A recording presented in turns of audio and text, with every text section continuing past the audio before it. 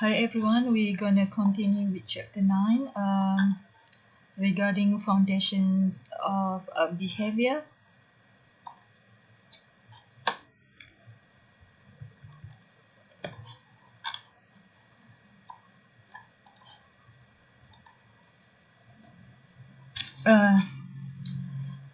Uh, this chapter talks about basically about the groups. There are different types of groups and why we form the groups. So first slide is about the definitions of the group. Of course, group need to consist of more than two persons, cannot be one person.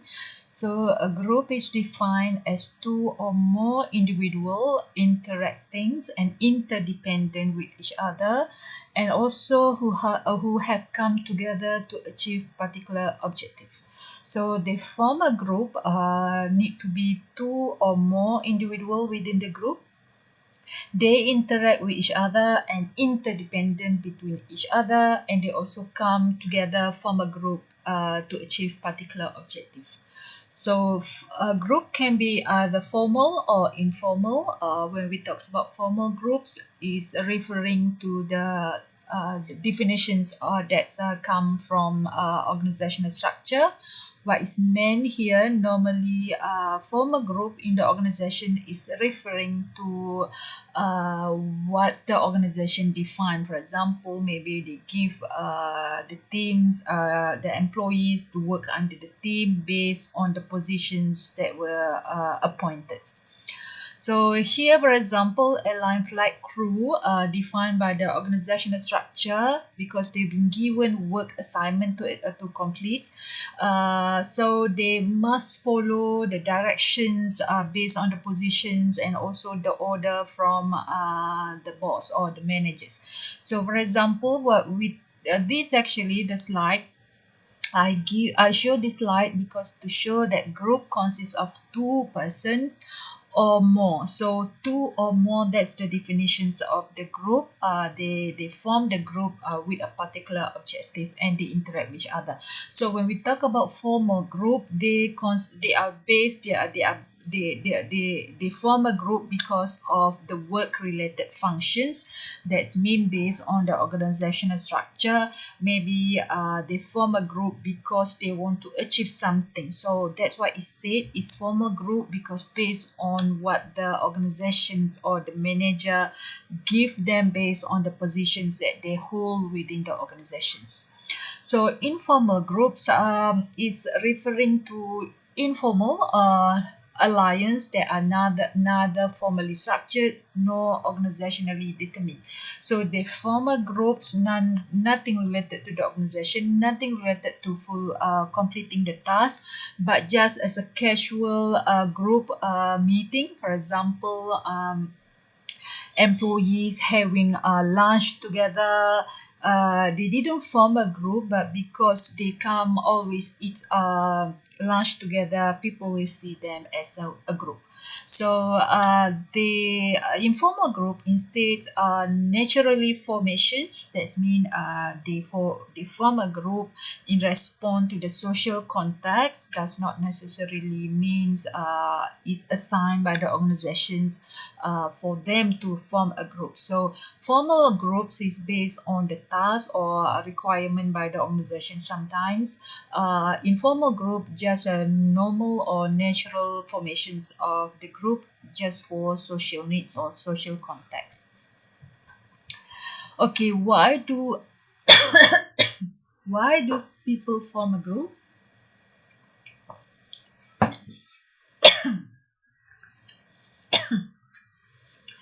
People form a group just as a way of social identifications because we are human beings, also known as social beings. So we form a group just to be identified as a socially with others. So based on the social identity theory, consider when and why individuals consider themselves members of the group, because they want to have because they want to have identity, they want to form identity. So that's why they form a group. So people also have emotional reaction to the failure or success of the group. So they form a groups, and then they also have emotional reactions if they fail or if their group success. Because if their groups success in anything, succeed in anything they do, it give them self-esteem, high self-esteem. They feel proud because their groups are successful, for example, in achieving things that they want, or maybe their groups are considered a higher rank group, so they have higher esteem, self-esteem associated with being in the group. So they tie their social or self-esteem with the group. If the group fail, their their self-esteem will be decline, will be down. And if their group succeed in whatever they do, they become proud of being with the group. So it's actually tied with the self-esteem and so also rank in the group. So social identities help us, everyone, to understand who we are and where we fit in with people. We fit in with people, but there are also negative side of being in the groups. Although being in the group, also we can have emotional attachments. We can find a social support if we have problems, but group also have the negative side as well. So social identity group,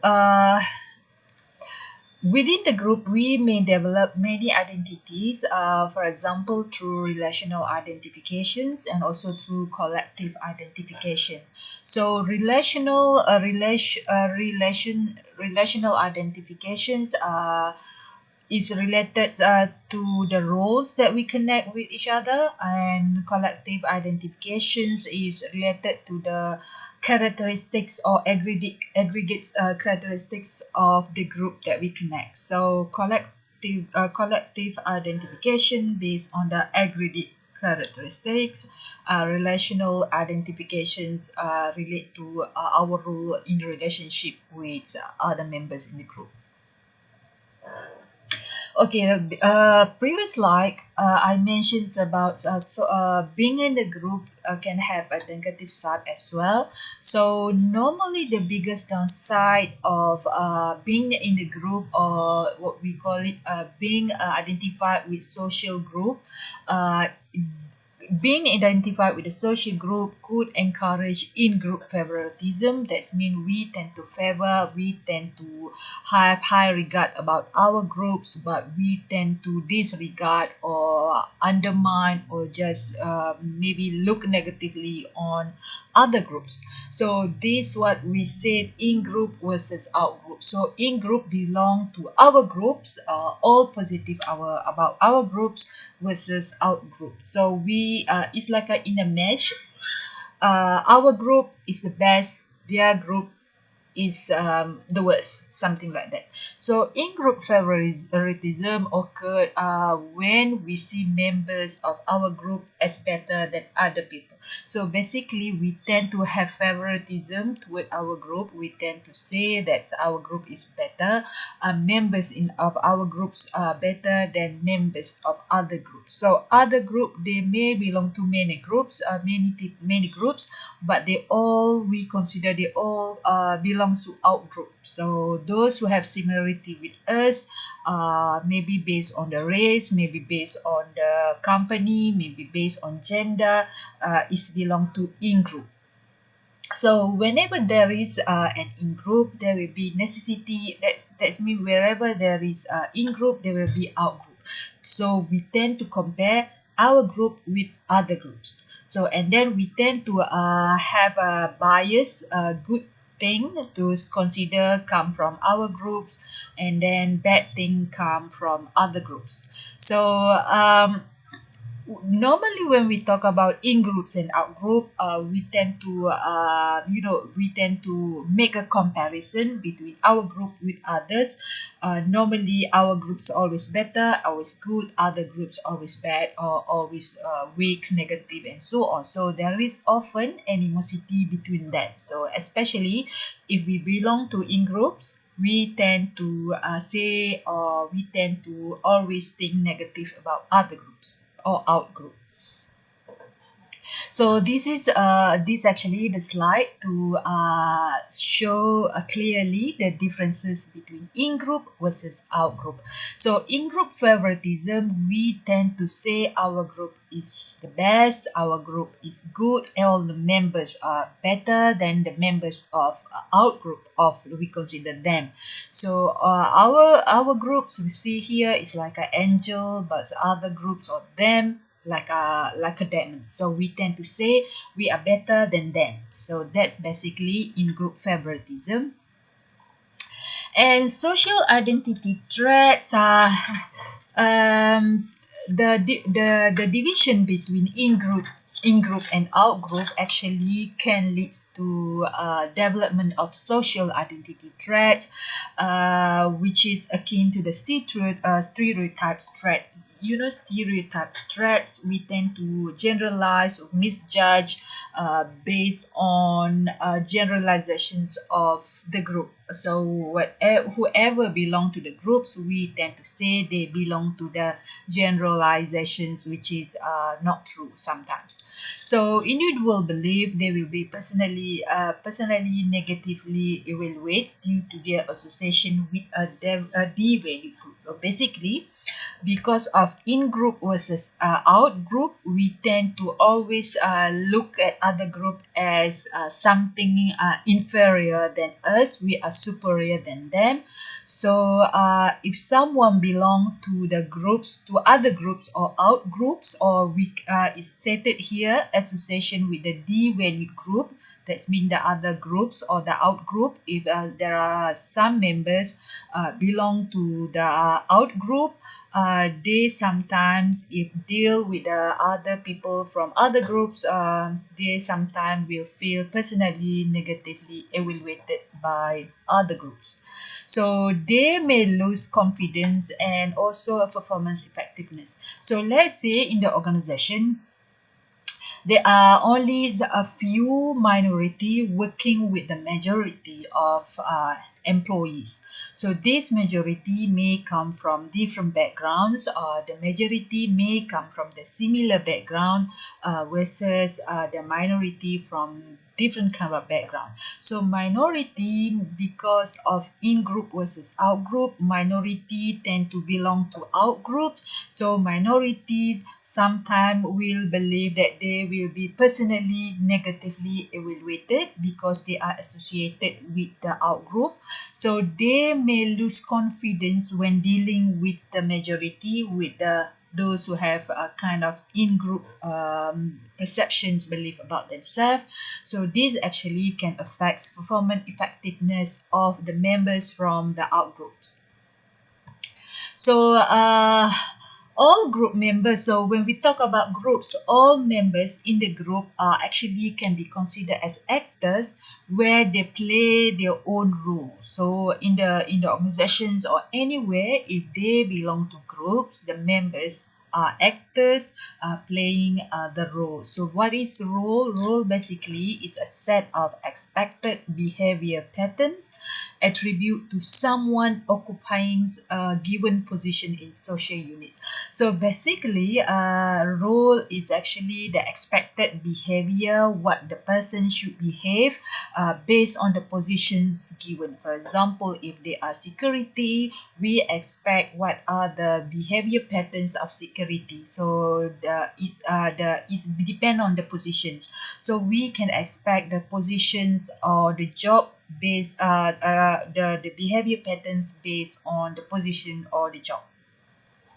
So role perceptions is one perceptions of how to act in this given situation. So when we talk about role perceptions, we talk about how person can how person to act in the given situations. Role expectation, we tend to say that one should act in the what one should act in the given situation. So role perceptions, how one perceive is people perceive perceptions about how one's supposed to act, one how to act in the given situations. But role expectations is someone person believe how one should act. So expect mean one should act, how one should act. That's referred to role expectations, and role perception is how to act. So the difference here, you can see role perception is of how to act in the given situations. Role expectations is referring to how one should act. That means one should act is kind of expectations. People on the role expectations. So psychological contract. The definition of psychological contracts is an unwritten agreement. So because we are talking about psychological contracts, we are not talking about black and white that we sign on the contracts, but it is just unwritten agreements. So psychological contract is just unwritten agreement that exists between employees and employer, or between managers and employees. So in the organizations, we have the real contracts that's specified in our job description. For example, what tasks you should do, what tasks you need to be done or shouldn't be done. So that's a real contracts. So what is stated here, psychological contract is the unwritten agreement. So when we been hired, when we go into company, when we got hired and then become employees, there are some expectations that are not written, but we understood that we need to fulfill. So even though it is not written in the as a black and white as a contract sign, but psychological contract is unwritten agreement that exists, and employees and employers should fulfill this unwritten agreement. So these psychological contracts set out mutual expectations, what the management expect from the employees and what the employees expect from the management. It cannot be just one side. If one side, for example, what the management expect from the employees, but they didn't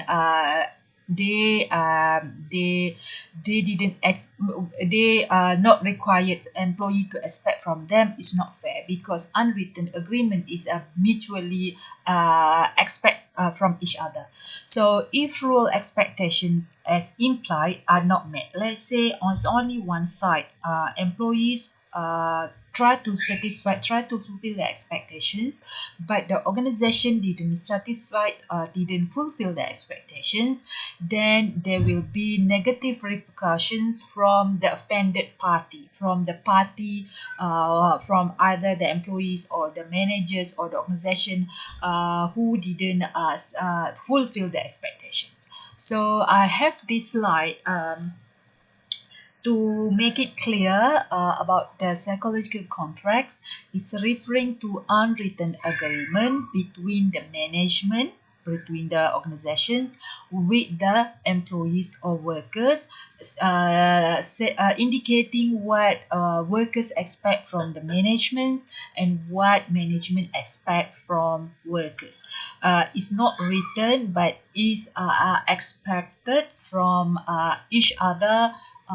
They have to fulfill these expectations. So basically, it's based on the role expectation, these psychological contracts. So they have to have this give and take relationship, where employees have to give, and also and management also have to give and take. So each two parties need to involve in this relationship of giving and taking. So both are expecting from each other, because psychological contracts is based on the role expectations. So employees expect from the management or from the organization, for example, in terms of good working conditions. organizations. So this for example, what's the employees or worker expect from the organizations, and in return, organization may expect from workers or from employees competency and work performance. So even though competency and work performance are stated as a job performance, they actually organization expect employees to give their full commitment in terms of achieving competency and work performance, not just to fulfill the requirement, the smallest requirement or the lowest requirement or the minimum requirement, but to go beyond than that. So if the expectation is matched, employee perform the expectation what the organization expect from them, the organization will satisfied with the workers. And if organizations fulfill the expectation, providing good working conditions, conducive facilities, conducive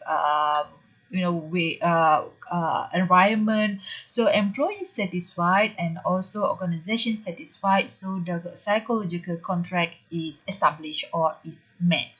So that's what it says, psychological contracts.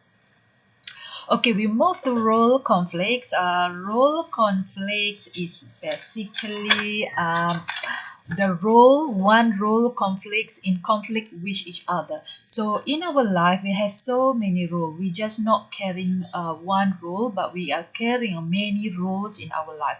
For example, role as a lecturer, role as a daughter, role as a members of the society, role as a customer. So we have so many roles to fulfill. So role conflict, what it says by role conflicts, one roles in contradicting with other role. So one role in conflicts is in conflict with the other role. That's why it said role conflict.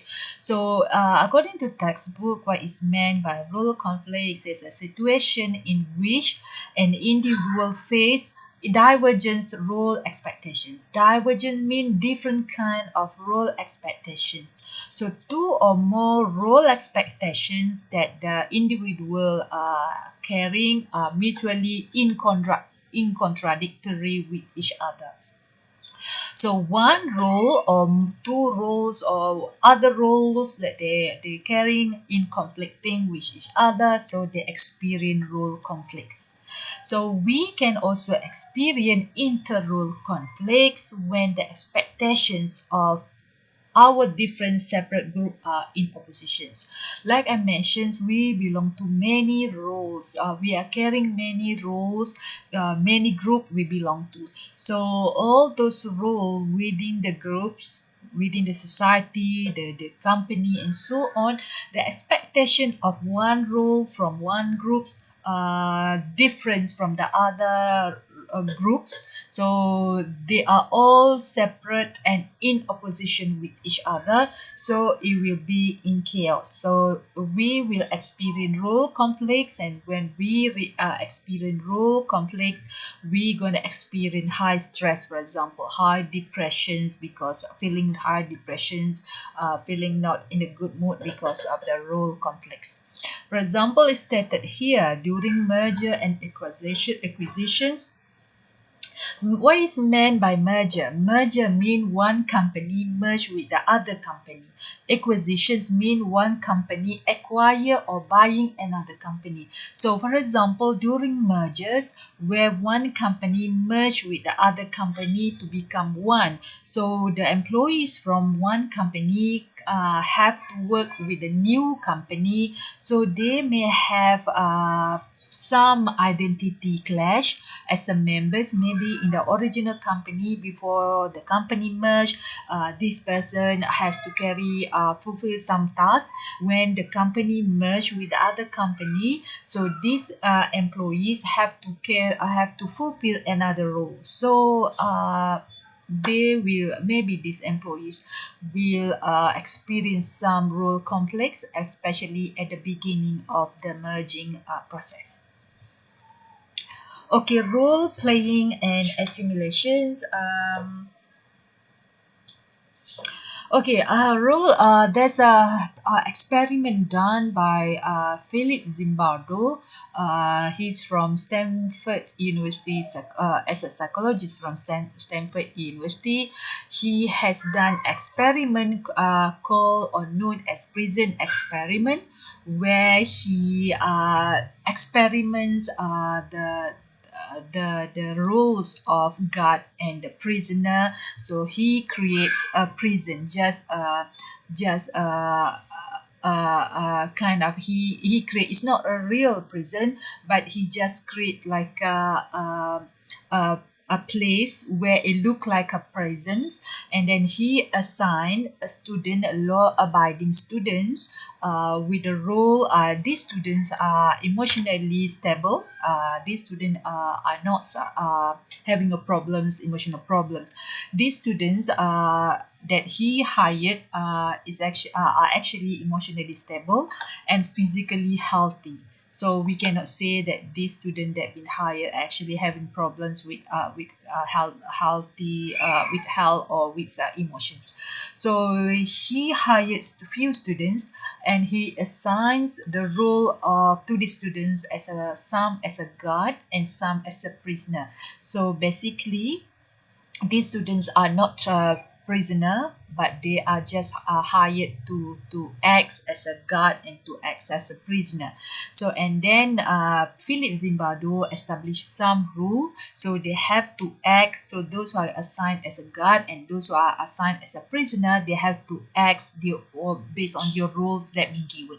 So what actually Philip Zimbardo found, that when he assigned the positions to this student as a guard and some student as a prisoner, they actually have, or sorry, this is not hate but have, they have learned stereotype conceptions of what the role of guards and what the role of prisoner. So you know already in your mind, in your heads, what are actually the roles of guard. They just standing up in front of the prisons, and then they are quite stern, they are quite loud in voice, so they are stern face, straight face. So prisoner are, their behavior already in your mind, their role. So they already learn quite fast the role of this. So it is mentioned here, they learn, of course we learn about the role of guard and prisoner from mass media and also from our experience. If we go and visit the prisoner, for example, if we watch the TV, how the prisoner and the guard behave, so we learn the role of each guard and prisoner. So what Phillips Zimbardo found, actually participant, that's mean the students who become guards and prisoner, they could easily and rapidly assume the role, even though those roles are very different from their personalities. They could behave, they could act very nicely as a guard and as a prisoner. So this show that role are easily assumed or easily can be played by anyone's as a human being. So norm, we move to norm. What are meant by norm? So norm, when we talk about norm, we talk about the acceptable standard of behavior. So norm are acceptable standard of behavior within a group that are shared by the group's member. So when we talk about norm, the key words here is acceptable standard of behavior within the groups. So norms tell members what ought to do and what ought not to do under certain circumstances. So when we talk about norm, we talk about the acceptable standard of behavior. So certain culture, they have acceptable standard behavior that different from other culture, from other countries. So that's why it said norm. So norm and emotions. Norm have a positive relationship with emotions. There is a recent study found out that in the task group, individual emotions influence the group emotion. So in the groups, members of the group emotions, the individual members of the group the emotions of the individual members of the group can influence the whole group. The emotions of the all members in the group, and vice versa.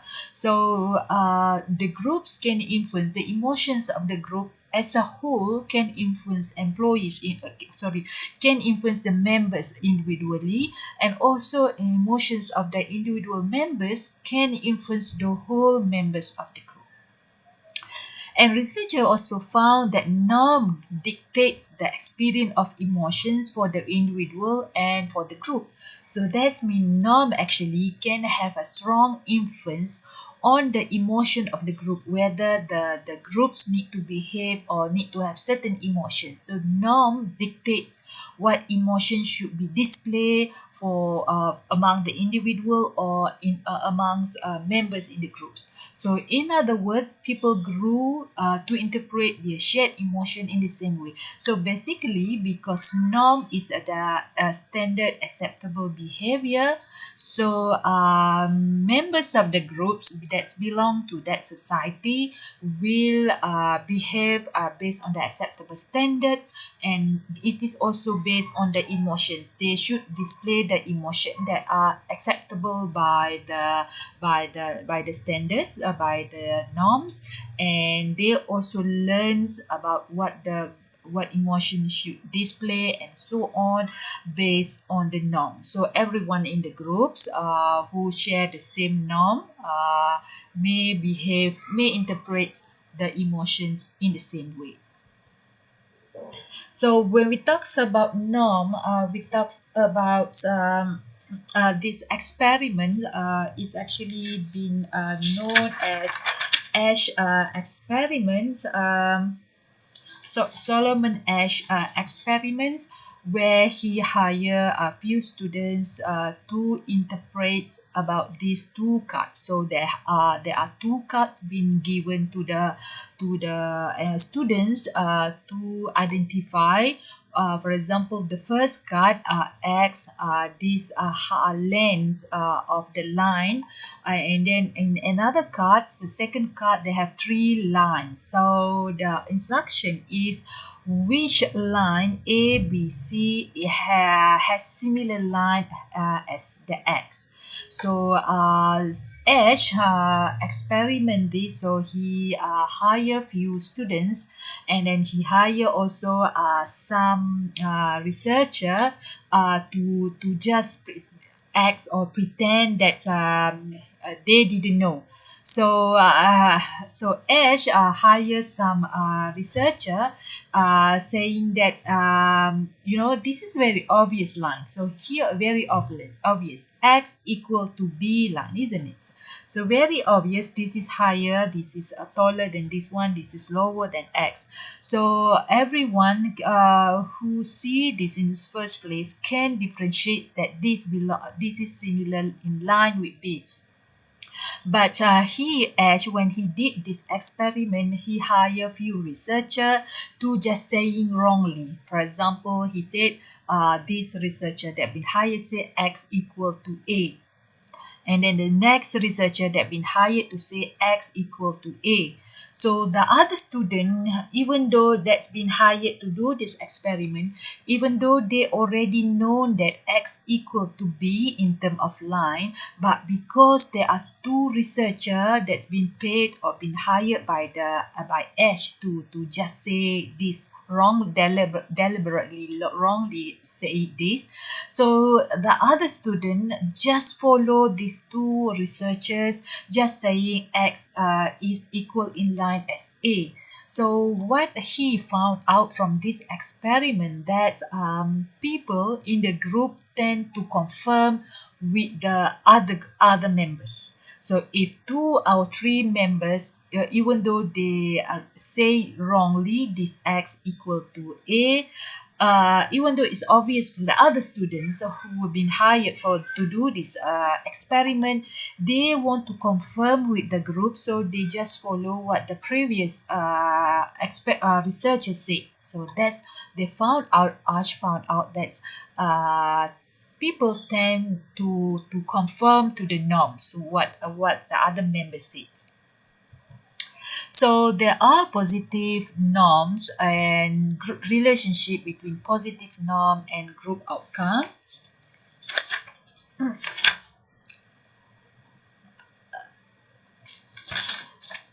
Okay, the relationship between positive norm and group outcome, for example, one goal of any organizations is to be socially responsible.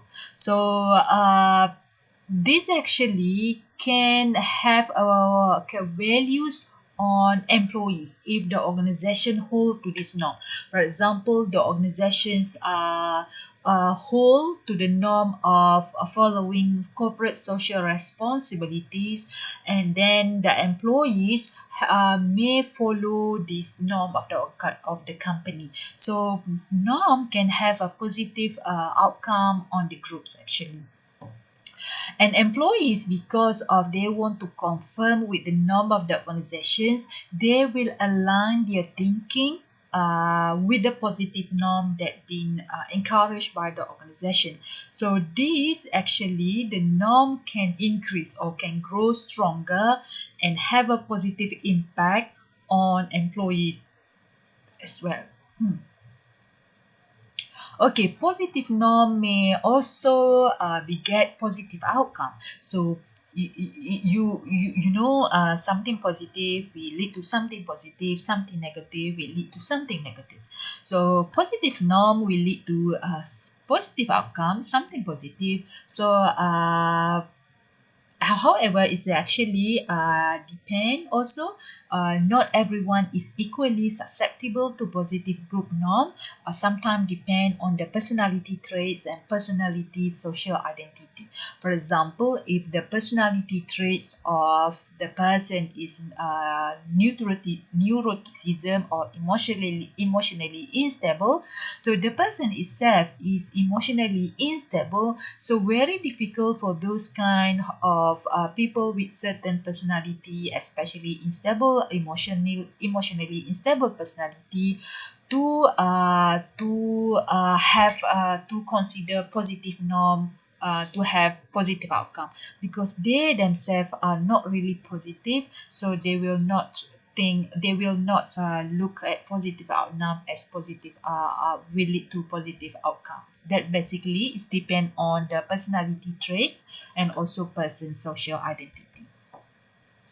Okay, in the organizations, when we talk about positive norm, there will be also a negative norm and negative group outcome. So in the organizations, sometimes there will be people who are gossiping about others, spreading malicious and unsubstantiated rumors about others, misinterpret some cues, maybe misrepresent the informations, telling lying about others. So this considered as a deviant workplace behavior. So it's because it's also can hurt other people feelings, and also can disturb other people from doing at their best. So deviant workplace behavior is known as antisocial behavior or workplace incivility. Is actually referring to voluntary behavior that's violate the organizational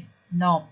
So basically, deviant workplace is any behavior is called voluntary behavior because it's done voluntarily. It didn't be forced to do it, but sometimes employee do it because they just want to do it. So that's what it said, voluntary behavior.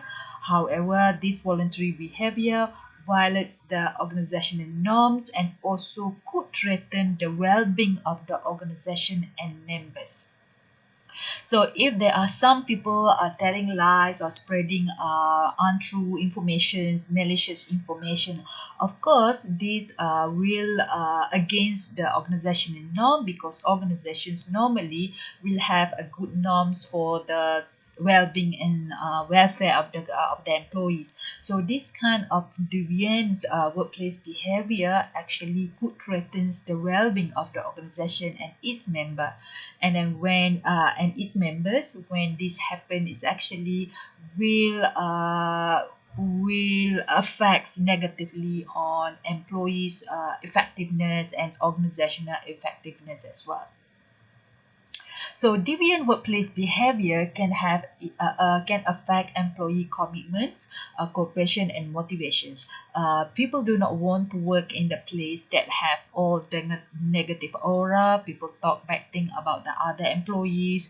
People, have problem with each other. So it is not a good place to work. So if this happen in the organizations, it will affect employee commitment. Maybe employee do not want to work for this company and do not want to cooperate with each other, because maybe if they cooperate, they will tell a lie about some the colleagues, and their motivation also will be decreased, because listening to problems and also people just exaggerate about your problem can make people lost in their motivations. Okay, all this actually can lead to performance issue and lack of job satisfactions, because if employee experience this problem, they themselves become the victims of their colleague. Their colleague spread malicious information or rumors about the other colleague. The other colleague will find it unsatisfied with the colleague, with the jobs, and so on. So it will affect the performance in the end. And normally,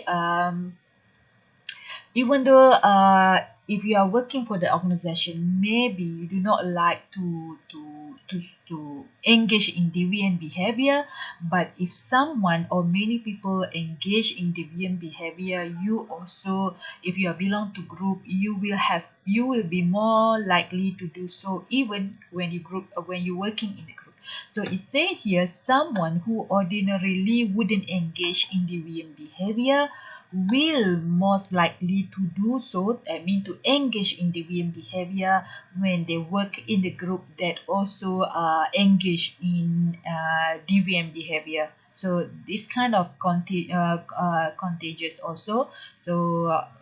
So many, that's why organization do not want to have this kind of behavior to continuously happen in the organization. So these are the example of deviant behavior. For example, in the productions, they may leave early, intentionally working slowly, referring to property. They may sabotage others, lying about the hours they work. Maybe they steal from the organizations. Maybe politically they will show favoritism. The manager may show some favoritism towards other groups or towards certain groups, and gossiping and spreading rumors, blaming co-workers. For example, small minor thing, they blame the co-workers, things that should be avoided, but it's become a place, instead of a family, they become a place of creating enemies. And personal aggression, for example, verbal abuse, people just hurting each other with words or with behavior, stealing from co-workers. Do you want to work for the company, with the company who have this kind of behavior from the employees? Stealing, you go to work, people steal your money or steal your belonging. Of course you do not want to work for this company. So the company do not like to have this kind of behavior occur in the organization. So that's why they try their best to avoid these problems, because this is not a good kind of culture or norm to have this in the organizations. Okay, norm and culture. So as you all know, some culture are collectivistic, some culture are individualistic. So and there are also feminism, masculinities, power distance, and so on. So people in collectivist culture, the question is, do people in collectivist culture have different norm than people in individualistic culture? So of course they do, because collectivist culture, they prefer to be in the groups. Individualistic culture, they prefer to work alone. So their orientations, their preference may be different based on their culture. Like we are coming from collectivistic culture, maybe we want to be in the groups, but those who are coming from individualistic culture, they prefer to be given a task that can be done alone, for example, or individually. But however, this kind of orientations may be changed, depend on the society where we live. Maybe we come from a collectivistic society or collectivistic culture, but then we move and live in the individualistic culture. So our orientation may change depend on the society that we're living in. So norm and culture, of course, norm has a relationship with culture. There's a recent experiment done by organizations where they have some exercise where they role playing kind of a task, where they give the task for the individualistic uh, subject who come from individualistic culture. They were given a choice to choose what task they need to perform. So for the subject who come from collectivistic culture, they were assigned, instead of they choose the task, they were assigned. So here subject were then given a task of their personal choice, or were assigned one by in group or out group. So collectivistic subject, a subject from collectivistic culture, they were assigned the task, but the subject from individualistic culture, they were given a choice to choose what task they want to choose. However, when the individualistic prime subject were allowed, so basically they are happy with what the instruction. I mean, collectivistic subject happy. They were given. They were assigned the task, and then individualistic subject also happy with with what the choice they were given. So they become more highly motivated. So as you can see here, as a logically, maybe it's not fair for the subject from collectivistic culture, because they were assigned. So they were assigned this subject from individualistic culture. They were given a choice to choose. But actually, the result found out, even though this subject from collectivistic culture were assigned, and the subject from individualistic culture were given a choice to choose, both are happy in their own ways. So they become more highly motivated. So it's depend on the culture. We can say that it's depend on the culture, also the norms, and have a positive relationship with the culture. So they are, it depends. So there is a positive relationship norm and between norms and culture. Okay, the roles we play and the norm we internalize tend to dictate our behavior. So the roles that we play in the society, the norm that we learn and we internalize actually dictates our behavior, either individually or in the groups. So status is a socially defined position or rank given to a group or group members by others. So basically, when we talk about status, we talk about socially defined positions, whether it is high or low. So position that defined by the society, given by the society, whether it is high or low, is actually called status. So status characteristic theory suggests that the difference in status characteristic creates status hierarchy. So this theory, status characteristic theory, suggests that the differences that we have in our society, the differences in status that we have in our society, create the hierarchy within the group. For example, if your status in the society are high, then then it's actually create a hierarchy, because there will be high rank, lower rank, middle rank. So that's considered hierarchy. So this status characteristic theory suggests that differences in the status characteristic create hierarchies of status within the group. So status can be derived from one of these sources in terms of power. The higher the power you have, the higher the rank will be in the society, and also in terms of person ability to contribute to the group goals. The more contribution you give, the higher also your rank in the groups or in the society.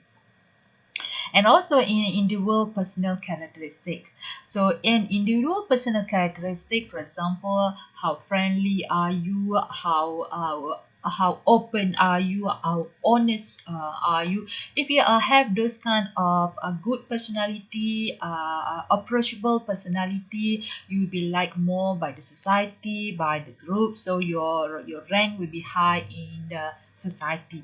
So that's why it said power, ability to contribute, personal characteristic can increase your status in the rank of status in the society. Status and norm can influence behavior in the organizations. Of course, if you have higher status, higher norm can also influence your behavior. So high status individuals often have more freedom to deviate from the norms. So sometimes we tend to follow the norms, but there are some people who didn't follow the norms, who like to deviate from the norms. They are brave enough. We think that they are brave enough to deviate from the norms. Actually, they are brave enough because they have high status. High status, they think they have more power, so people would not be able to do anything for them. So anything bad for them. So that's why they are brave to deviate from the norms. So status and norm, high status individual tend to deviate more from the norm. And high status also are better to resist conformity pressure, because we tend to stick to the norm, because we are not high in status. So that means we cannot resist to conform, because we need to live in the society. If we didn't conform to the pressure, to the norm, then we are deviate from the society.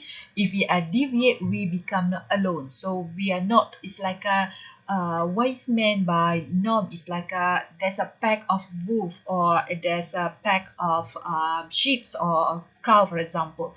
So if this sheep is left alone, so this sheep will be vulnerable to the pack of wolf. So you have to you be better within the groups, because you will be safer more compared to the enemy, compared to the wolf. Wolf will easily attack if you are stand alone. So what is meant by norm? You can, if you are stay with the groups, you will be more safer, you will be more stronger. But there are people who deviate from the groups, especially those who have high status, those who can resist pressure to conform, because they think they can live alone. They have the power, they have the money, so they be able to live alone and so on. So those who are very vulnerable, they use the group, the norms to find protection and so on. So they explain why many athletes, star athletes, famous actor, top performance salespersons, outstanding academics, they are really quite obvious they are deviate from the norm sometimes. So status and group interactions. Group interaction is also influenced by status. High status people tend to be more assertive. Sometimes if you see in the group, when asked questions, sometimes normal people will not ask questions, but certain who have high status, who are good in terms of speaking abilities and so on, they tend to be more outstanding. They tend to be more obvious among all the crowd. So high status people are often more assertive, and status differences also can inhibit the diversity of the ideas and creativity. Here, status differences can inhibit the diversity of ideas and creativity. Actually, what is said here, the differences in the status in the group. So let's say there are many rank of status in the group. So this actually, many status can inhibit the diversity of ideas. So those who have high status or high rank status, they normally will become more outstanding compared to the others. So because they are high in status, people will look up for them more. So this actually undermine the rest of the members who also have diverse of ideas and creativity. Because of status differences can actually inhibit the diversity of the ideas that normal members also want to contribute, but because of the status differences, normally the highest people from higher status will tend to conquer all the discussions or the ideas, presentation of the ideas, compared to those coming from lower rank status. That's why it said status differences actually can inhibit the diversity of the ideas and creativity. And it's stated here, lower status members tend to be less active, because normally lower status people, they have this kind of inferiority complex. They are not really assertive, so they're less active. That's why those who are high in status, high rank in status, normally are more outstanding, are more standouts in giving their ideas, even though those lower status also have valuable ideas and creativity to show, but because of they are less active and these are more active and assertive, sometimes their ideas are not given fair share or same values as those who are high in status. Status inequity. This is a perceived inequity that this can create these equilibriums, can lead also to resentment and corrective behavior. So status inequity in the society, we see there's a huge differences between poor and rich. So in certain culture, certain country, the rich are very rich, the poor is very poor. So there's a huge gap. So this huge gap, or even though there is not huge gap, but still when there are status inequities in the society, there will be a perceptions of inequity in terms of these equilibriums, in terms of maybe distributions of the wealth, distributions of the other things. So this actually can lead to resentment, a feeling of unfairness, and some will try to correct this kind of behavior or this kind of equilibrium, which may be positive, may also be negative. Okay, large differences in status within group is also associated with poor individual performance, lower health, and higher intention to leave the group. So if there are large differences in status, that means there are high rank, there are lower rank. So there are large differences. There are so many people up on the top, high rank. There are so many people at the bottom. So the gap is so huge between the rich and the poor. The gap is very huge. This actually in the organizations, if there exists something like this, for example, higher in status bring top and the lower one is very huge, this will lead to poor performance, especially coming from the bottom rank, and also lower health and higher intention to live, especially those who receive less favorable in terms of lowest status. Maybe they come from the lowest status, will tend to leave the company or the groups, and if the company, they will find another jobs if it is easy. If it is difficult, they will have to bear within the company, but if the chance exists, they will go leave the company. So managers who occupy central positions in their social network are typically seen as higher in status. Of course, manager, even though we think that they maybe among the managers, the manager position is just a central positions, but among the employees, they are considered as high in status. Sometimes, even though after the working hours, they are beating outside, they still consider their manager as a high in status, even though outside in the society, their status are maybe the same as members of the society, not anymore boss and managers, boss and employees, but because of managers, the central position in the social network they are in the organization is carried away also to the society. So higher in status are considered manager higher in status by the subordinate, and these positions will translate into greater influence over the group functioning. So manager, your manager in the organizations, outside organization, you will be still regard they to have higher in status, and also can have high influence, especially in the organization, can have greater influence over your group functioning. Status and stigmatizations. What is stigmatization? Stigmatization is something negative like shame or humiliations. So the status of people with whom you are affiliated can affect how others view you. So studies have shown that people who are stigmatized can infect others with the stigma. So people who have some bad things or humiliations or whatever have impact on others through stigma by associations. Stigma by association, for example, if for example I belong to certain groups, and then this group have a bad reputations in the society. So let's say there's a someone come and sit beside me, but we do not have close relationship. So this someone will be looked negatively by others because because he or he sit close to me. So that's why it said stigma by associations can result in negative opinions, evaluation of the person affiliated with a stigmatized individual. So in this case, for example, I am the person who have this stigmatized are considered as a stigmatized individual. So whoever come close to me or have a friendships or association with me, for example, my students, whatever, they also will receive the stigma by associations. So stigma by associations is considered not good because stigma normally relate to negative relationship or negative effects and so on.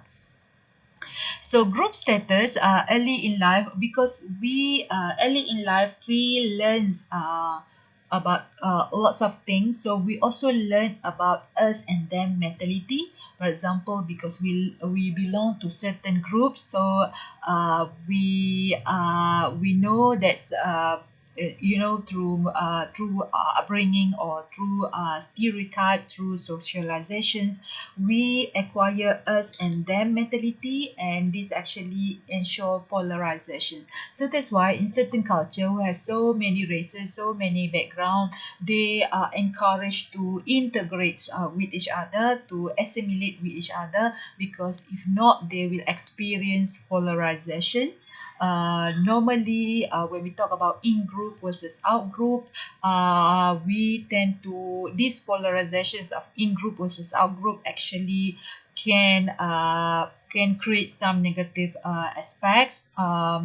Many negative aspects actually. Our group normally is considered by the in-group as a lower status, especially in the eyes of members from in-groups.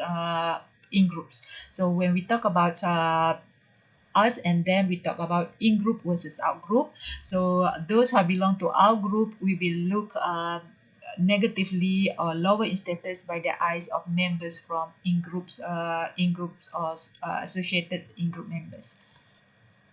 Group size also can affect overall behavior. Larger groups, for example, consist of 12 members or more, are good for gaining diverse inputs, because if you have many members in the group, you can get many information or input from them, variety of input, because they may come from different background, personality, behavior, experience, and so on.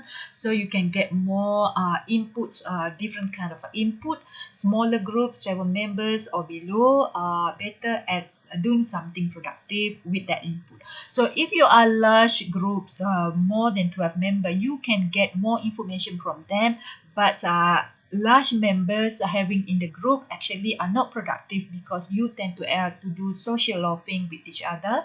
You tend to talk more than doing your work. So it is important for the smaller group to form a smaller group.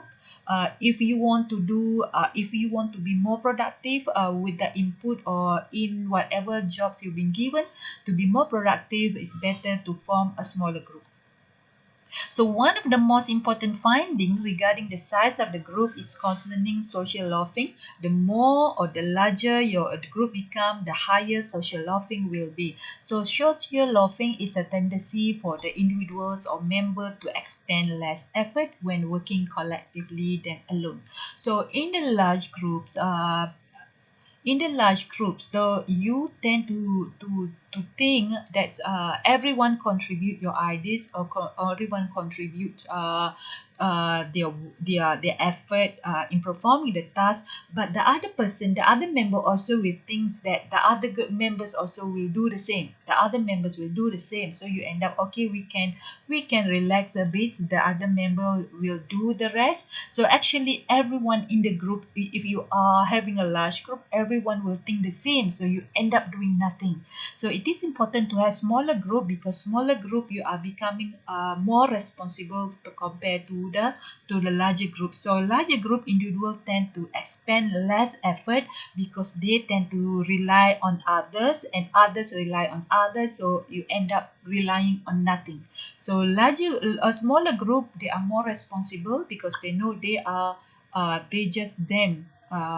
So everyone need to concentrate for performing their jobs. So for group to be highly functioning, should be cohesive as a unit. So even though there are groups, but the groups that are not cohesive maybe are not good also. So group cohesiveness is referring to the degree to which members are attracted to each other and are motivated to stay in the group. So basically, when we talk about cohesiveness, we talk about how strong each of the members attract to each other to stay with the group.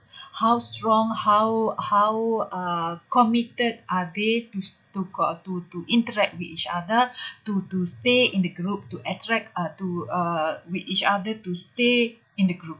So cohesiveness is important because it relates to the group productivity. So the more cohesive the group, the higher the performance will be, because according to the textbook here, depend on the performance. Productivity, especially group productivity, depend on the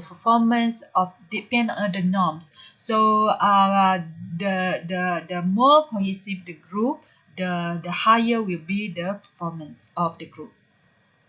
So if performance-related norms are high, a cohesive group will be more productive. So basically, the more cohesive the group, the higher the performance will be. So if especially in the country or in the society or in the group that have performance, that have norm that desire performance. So if the norm that desire performance, consider performance as a good thing, and then the group also cohesive, then it will be more increase in productivity.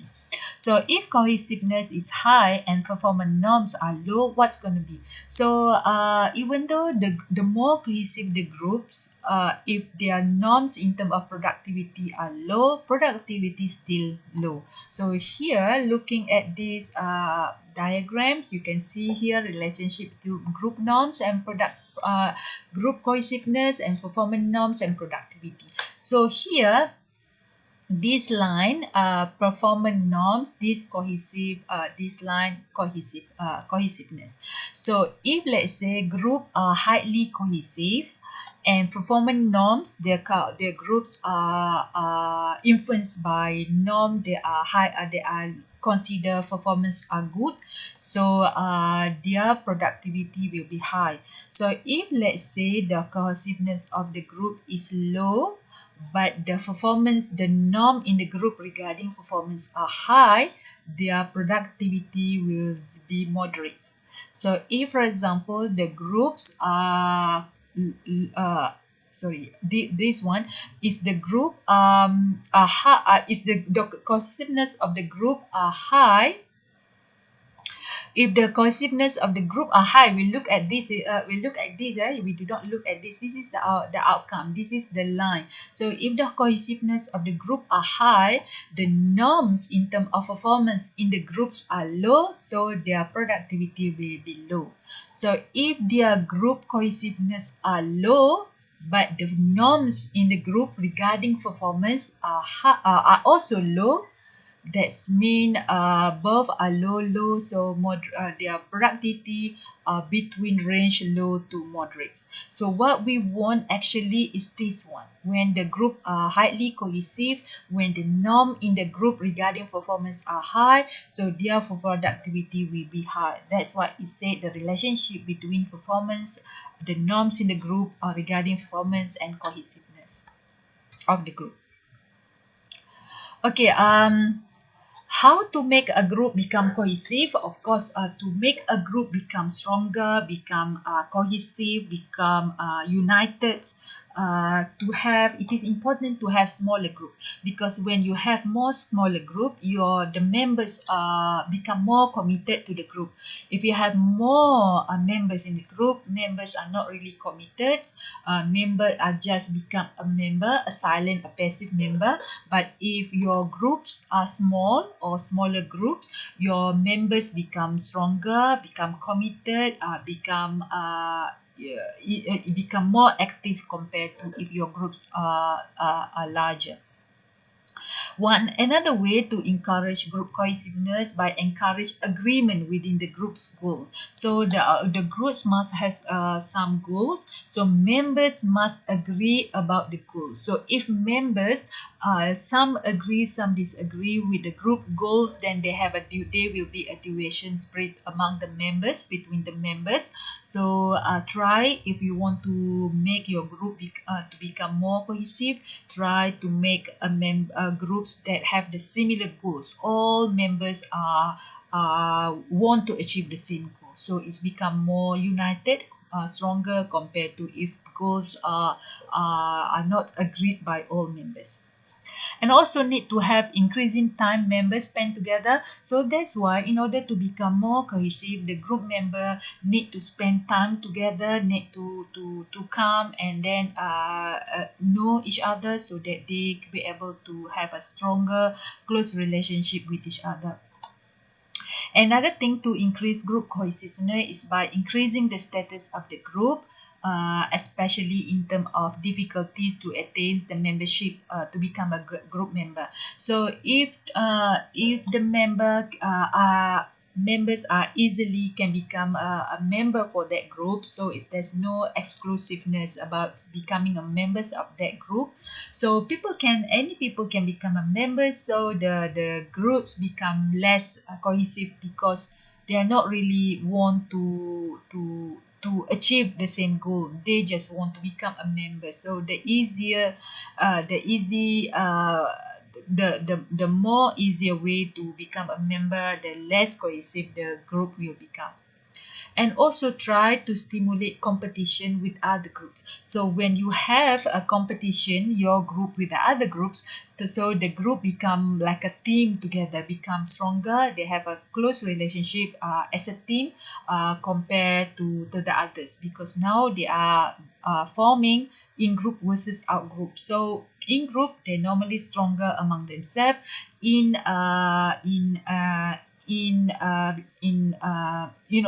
comparison with the other groups.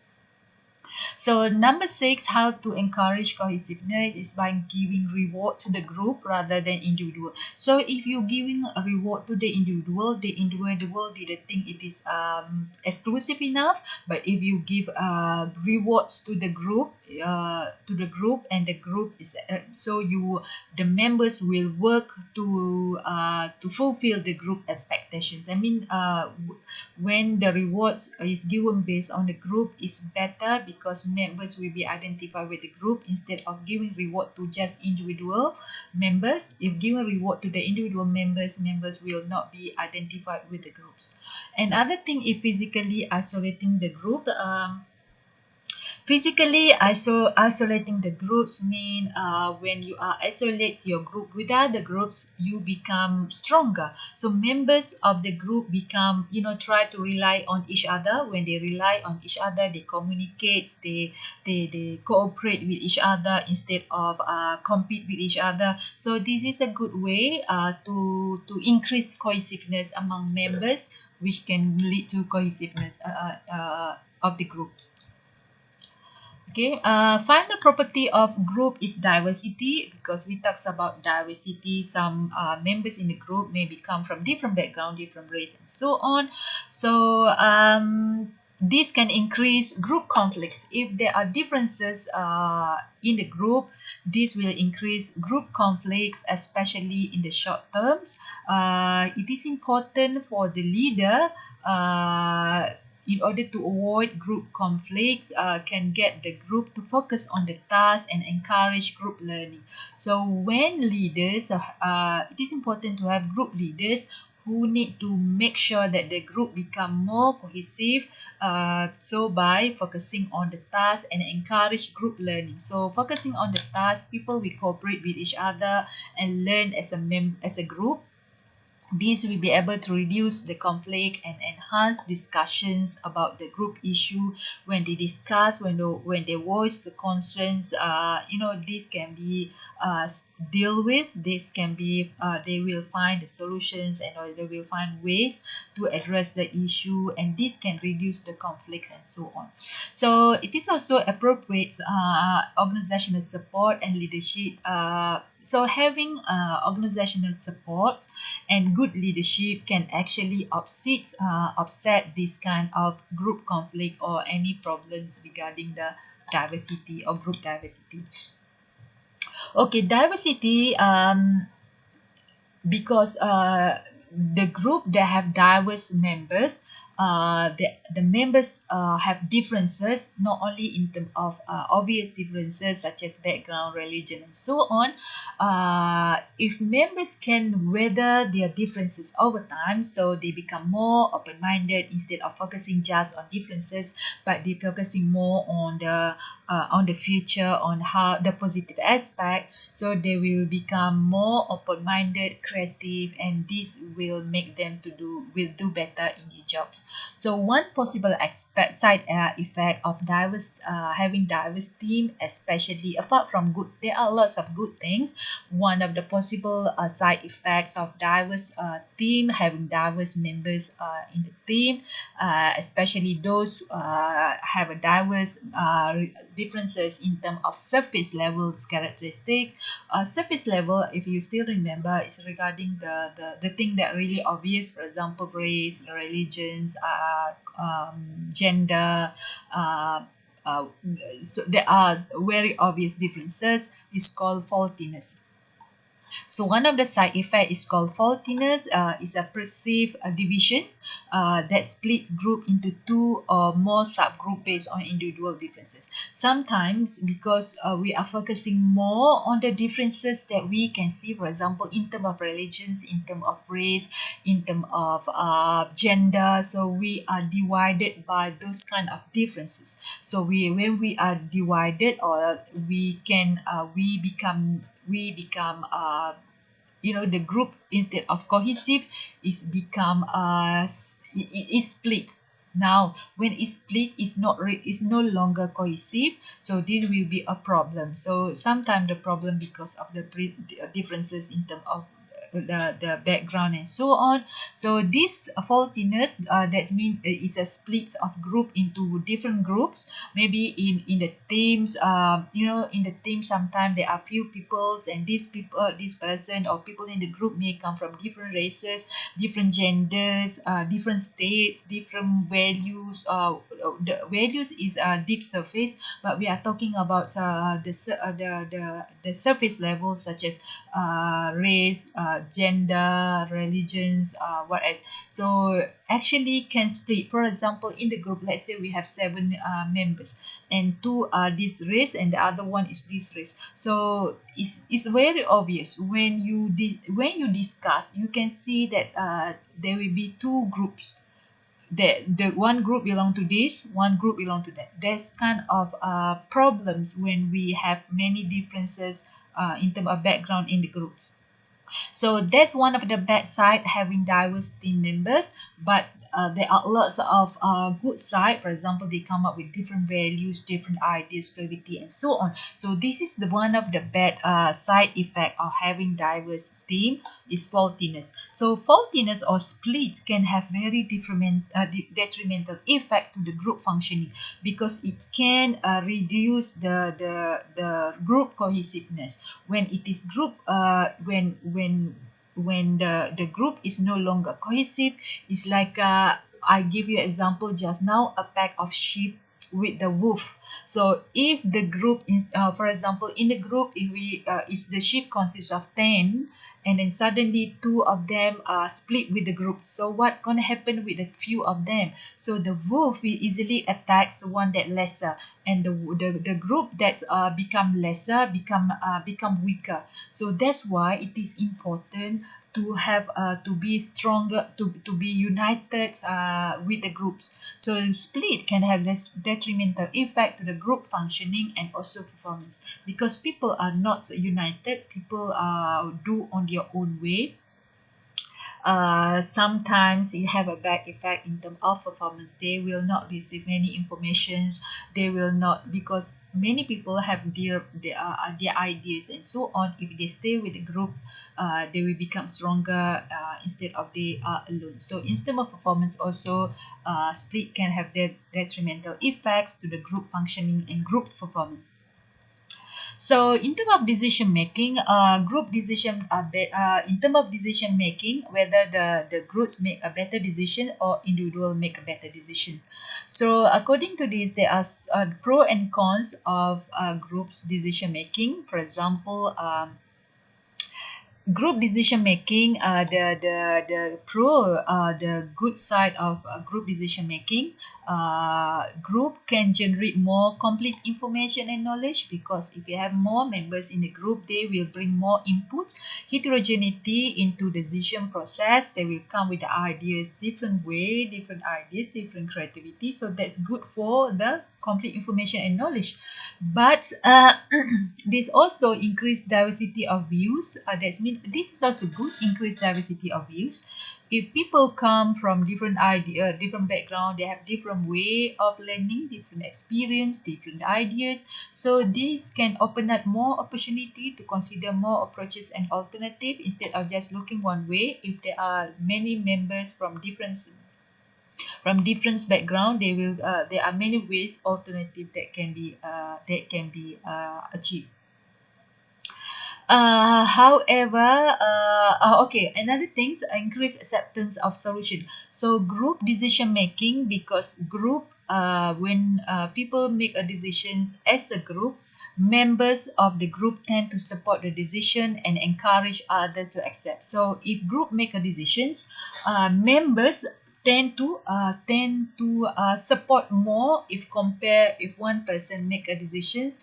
It's kind of psychology. People do not like to be dictated by others. So if the majority dictate them, is okay, but not one person's. That's normally happen because we do not like to be forced by others.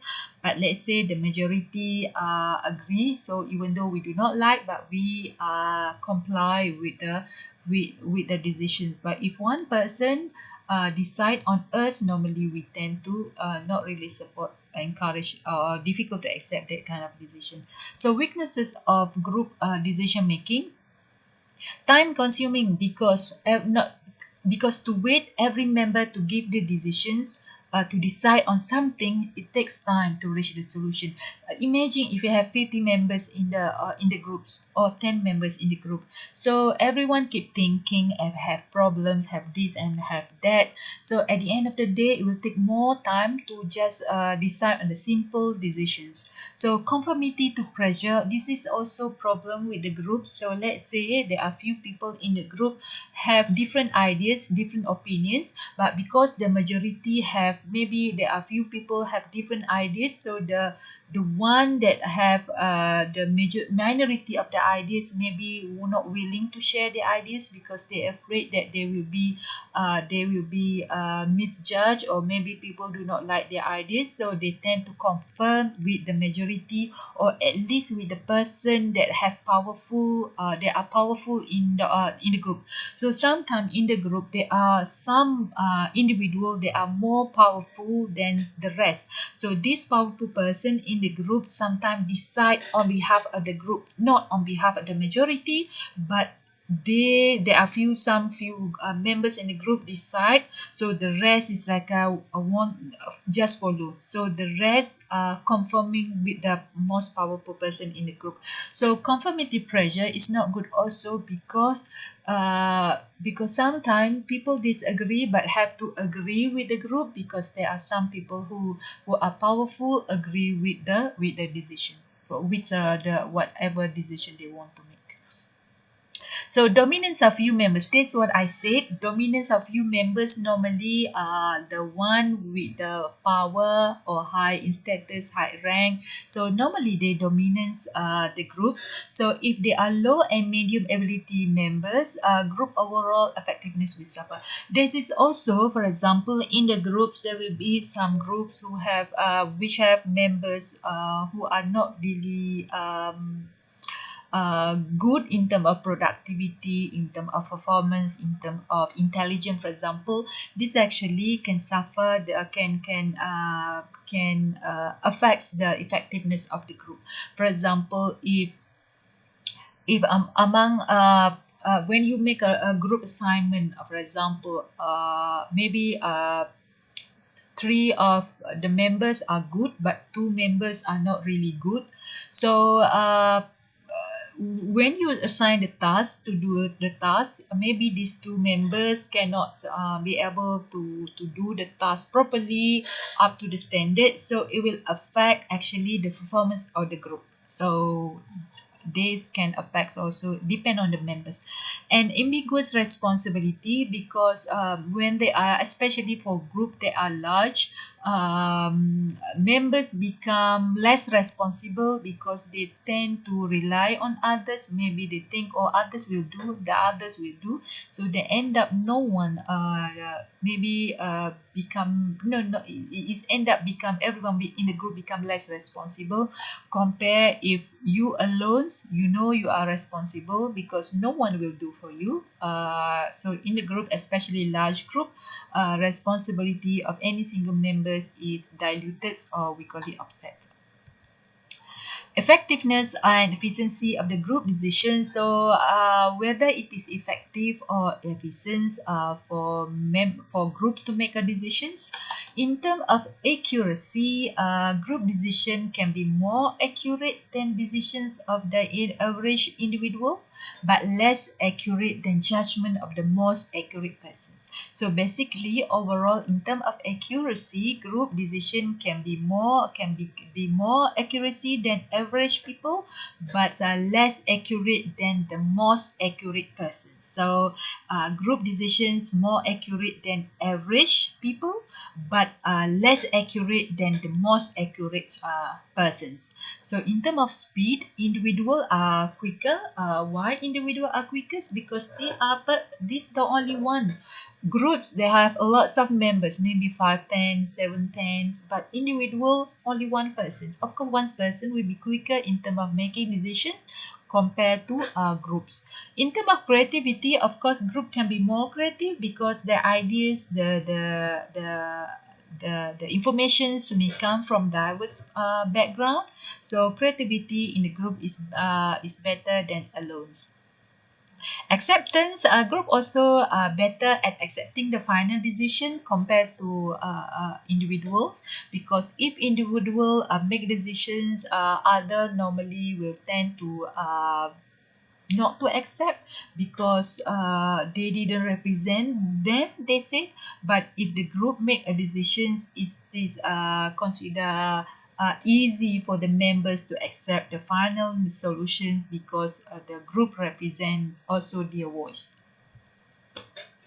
Okay, another two byproducts of group decision making, because when we talk about group decision making, we talk about there are some problems with the groups. Of course, there will be pro and cons in anything we do, but we want to discuss further about the cons of group decisions. For example, groupthink. Groupthink is a situation in which group pressure for conformity. So when the group are close, when the group are really close among themselves, very cohesive, so they tend to conform with the group. So even though there are some members who disagree with the rest of the members, but because of the group, they want to be strong, they want to be cohesive, so the group pressure the rest of the members to conform with the groups. So any minor or unpopular views that may arise by a few members, this will be undermined. That means will not be allowed to come up or to be raised. So they try to press down all the minorities unpopular views, because they want to make sure that all members confirm to the groups to become united. That's group things. So this actually can hinder performance of the groups, because there may be the minority, or there are few members who dissatisfied with the group, because they're forced to conform with the ideas of the group. So they may affect performance sometimes. In the groups, the group may decide on something, they are maybe wrongly decide, but because of certain things they have to decide that way, and maybe members of the group criticize about the group's decisions, but because they have to confirm with the group, so they have to accept the group decisions. This actually can hinder performance of the members, because they didn't listen to the voices of other members, because they want to confirm, they want to have group cohesiveness, and the other members have to silence their voice, their mouth, because they will not be accepted by the group. So it actually can create problems to the group later. This can hinder performance. Group shift is another byproduct of group decision making, which is also negative. It's a change between group decisions and individual decision that make a member within the group would make. So basically, but basically more or less like a group thing, because group shift is another things that come under group think. It's a change between group decision and individual decision. So firstly, individual may have their own decision, group may have their own decisions, but individual decisions comply with the group, so that the group will become stronger, cohesive. But the decision is mentioned here, a change between a group decision and individual decision that a member within the group would make. So individual within the group would make decision differently from the group, but because they have to confirm, so they confirm, they just comply with the group decision. So later, sometimes when they want to inform about the decisions to the rest, to apply the decisions, they become more stringent, they more aggressive than what the group require or instruct them to do. So group shifts is also known as group polarizations. That means the deviations of the groups, group shift, the way of discussing a given set of alternative and arriving at solution. So group polarization is the way of discussing a set of alternative. Maybe they have all different kind of alternative to arrive at the solutions, but there are some members in this in arriving at the solution. Some group members disagree or tend to exaggerate the initial position that they have. For example, group may decide provide alternative, and group decide this is actually our solutions, and group members may tend to exaggerate what the initial positions that the group have. So this actually, when they exaggerate the initial solutions, is actually misrepresent the groups, misjudge the informations or the solution of the groups. So group initially shift toward more extreme version. So in the beginning, group may come with a solution based on the alternative, and later group members may exaggerate their initial solution. So because group actually consists of members, so members actually determine the groups. So members group then later, when members exaggerate the initial positions of the solutions, so group will shift into becoming more extreme versions compared to their initial original position.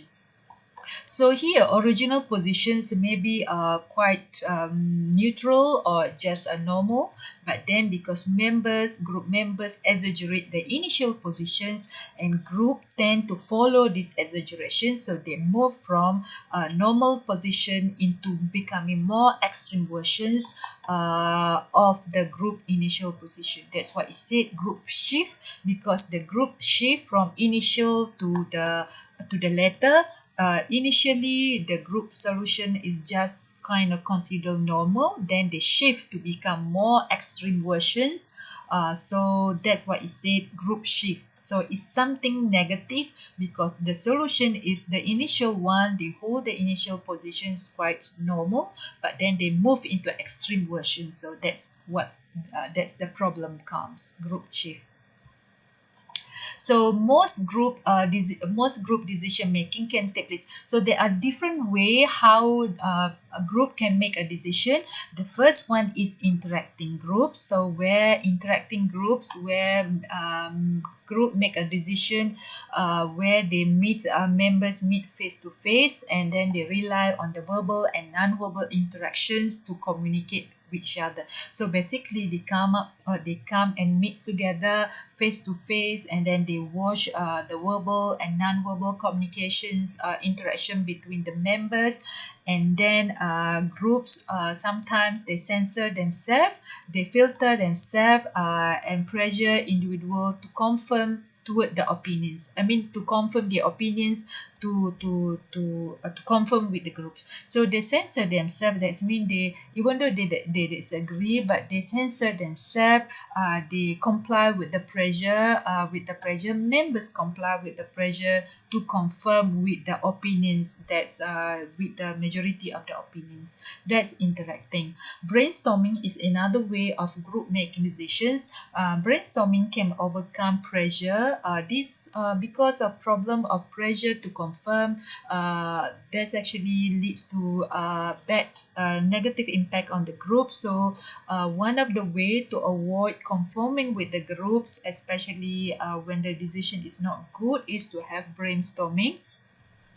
Brainstorming start with the group leader state the problem. So they come up together in the meeting. So the leader come up, states the problems. This is the problem, and members then free will. Free will mean just pour the ideas, pour the ideas, just brainstorm is like a pouring the ideas. Do not judge the ideas whether it is bad or good. Member just free will as many alternatives as possible, and no criticism are allowed. So no criticisms is allowed. For example, they just provide any inputs regarding how to solve the problem. So no criticism, that means whether the ideas are good or bad can be decided later. At that moment when they do brainstorming, they just provides the ideas, list down the ideas, and so on. So one ideas may stimulate other ideas. So, and group members are encouraged to think the unusual, that means to think out of the box. So they come up together with the list of ideas, and this idea may stimulate others' ideas, may expand more ideas, and these the members also encouraged to think out of the box. That means maybe unpractical, maybe practical, maybe unusual. So that's how brainstorming are done in the group. The other techniques that groups can use when they make a decision making is called nominal group technique. A nominal group techniques is a group decision making method in which members also come in the meeting, meet face to face to pool their judgment in the systematic but independent fashion. So they come up in the meeting, see face to face. They have to give their ideas. They have to think of the ideas or solution to the problems. And however, the discussion and interpersonal communication are restricted during the decision-making process. So they meet face-to-face and they think of the ideas, but they do it independently. So they didn't share the ideas. Like a brainstorming, like interacting groups, they just mention the ideas. They just share the ideas. But nominal group, they restricts this kind of group, this kind of technique restrict discussions or interpersonal communication during the decision making process. Instead, they personally think of the ideas. The group members are all physically present, but members operate independently. So they all present in the meeting, but each individual try to come up with the ideas alone. That means they didn't interact with others, even though they are members, other members in the group, but they just think and they write for themselves first. So they also permit the group to meet formally, or maybe they can do at home or physically present, but permit the group to meet formally, but does not restrict independent thinking as does the group. So they permit the group to meet formally. That means can come up in the meeting, but does not restrict independent thinking. So they can do anything. They can come up with the ideas. The way they do the ideas, either to do independent thinking, like do it alone, but they restrict discussions and interpersonal communication. So research show that nominal groups can actually outperform brainstorming groups in terms of performance. So however, there are steps.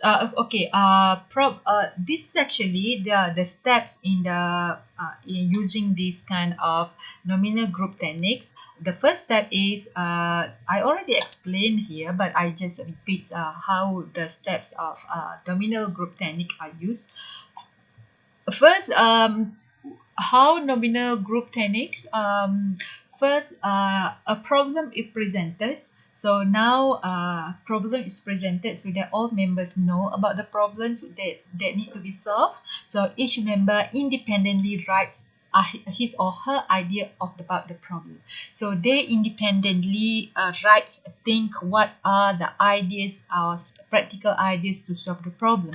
So they give time to think about the solutions. So after silence period, each members present one ideas to the group. So because after the problem is being presented, the members need to come up with the ideas. So they give some times for the members to think about what ideas are important to solve the problem. So after some times, each of the members need to present their ideas to the groups, and then they take turn after one members, another members, and so on. And then the idea are discussed for clarity. So the ideas are discussed for clarity, so that whether members understand the ideas, whether these ideas are practical or useful or not. So each group member silently rank order the idea. So after each of the members present the ideas and discuss for clarity the ideas, now they understood all the ideas. So group members silently rank order the ideas, which one is the best. So after all that been computes, the all members give their answer after they rank the order of the ideas. The ideas that receive the highest aggregate ranking determine the final decision. So every members need to rank the ideas that have been presented, which one should be the highest, which one would be the first, the second, and so on. So after the answer that's been given, the leader may calculate all the ideas, which one received the highest. So the ideas that receive the highest aggregate ranking determine the final decision that's considered as a chosen decisions by the group. So this basically the comparison between interacting groups, brainstorming groups, and nominal groups. So in terms of quality of ideas, nominal receive the highest. In terms of social pressure to conform with the group, interacting receive the highest. In terms of money, they all low. In terms of speed, they all moderates. In terms of task orientations, this high, this is also high. In terms of potential for interpersonal conflict, this is very high. But brainstorm can be low, and nominal is quite considered moderate. Commitment to solutions, interacting will be high, but nominal moderates. Development of group cohesiveness, nominal consider moderate. So as you can see, in average, nominal are actually more nominal technique is more effective compared to brainstorming, compared to interacting groups. Okay, that's it. Continue. Thank you for your patience. We will continue next time.